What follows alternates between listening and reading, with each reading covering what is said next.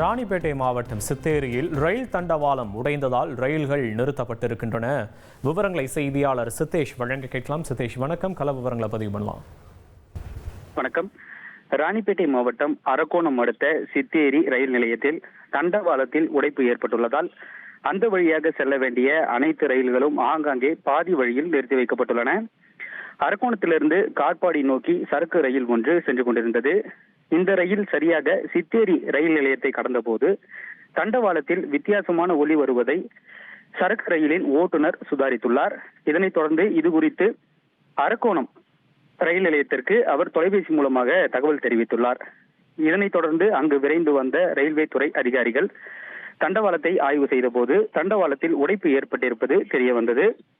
உடனடியாக கட்டுப்பாட்டு அறைக்கு தகவல் தெரிவிக்கப்பட்டு அந்த மார்க்கமாக செல்ல வேண்டிய அனைத்து ரயில்களையும் ஆங்காங்கே தற்போது ரயில்வே துறையினர் பாதி வழியில் நிறுத்தி வைத்துள்ளனர். இதனால் ரயிலில் பயணித்த பயணிகள் மிகுந்த சிரமத்திற்கு உள்ளாகி வருகின்றனர். தற்போது ரயில்வே துறை அதிகாரிகள் அந்த இடத்தில் தண்டவாளத்தை சீர் செய்யும் பணியில் தீவிரமாக ஈடுபட்டு வருகின்றனர். தண்டவாளத்தை சீர் செய்த பின்னர் ரயில்கள் இயக்கப்படும் என தற்போது முதற்கட்ட தகவல் வெளியாகி இருக்கிறது. விவரங்களுக்கு நன்றி சதீஷ்.